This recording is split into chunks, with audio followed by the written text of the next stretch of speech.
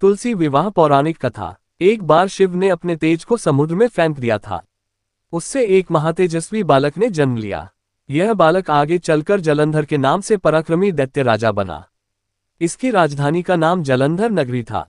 दैत्यराज कालनेमी की कन्या वृंदा का विवाह जलंधर से हुआ। जलंधर महाराक्षस था। अपनी सत्ता के मद में चूर उसने माता लक्ष्मी को पाने की कामना से युद्ध किया, परंतु समुद्र से ही उत्पन्न होने के कारण माता लक्ष्मी ने उसे अपने भाई के रूप में स्वीकार किया।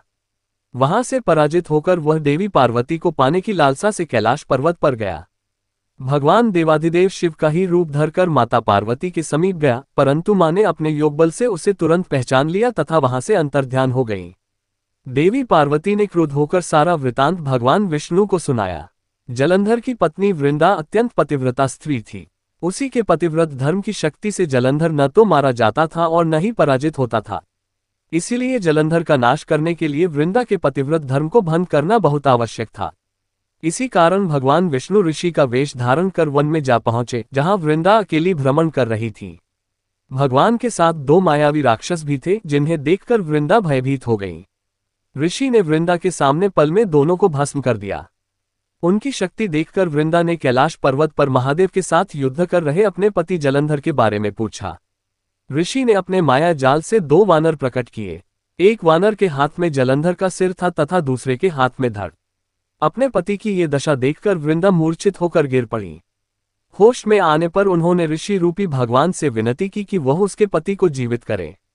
भगवान ने अपनी माया से पुनः जलंधर का सिर धड़ से जोड़ दिया, परंतु स्वयं भी वह उसी शरीर में प्रवेश कर गए। वृंदा को इस छल का तनिक भी आभास न हुआ। जलंधर बने भगवान के साथ वृंदा पतिव्रता का व्यवहार करने लगी, जिससे उसका सतीत्व भंग हो गया। ऐसा होते ही वृंदा का पति जलंधर युद्ध में हार गया। इस सारी लीला का जब वृंदा को पता चला तो उसने क्रुद्ध होकर भगवान विष्णु को हृदयहीन शिला होने का श्राप दे दिया। अपने भक्त के श्राप को भगवान विष्णु ने स्वीकार किया और शालिग्राम पत्थर बन गए। सृष्टि के पालनकर्ता के पत्थर बन जाने से ब्रह्मांड में असंतुलन की स्थिति हो गई।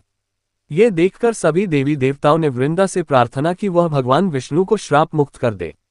वृंदा ने भगवान विष्णु को श्राप मुक्त कर स्वयं आत्मदाह कर लिया। जहां वृंदा भस्म हुई वहां तुलसी का पौधा उगा।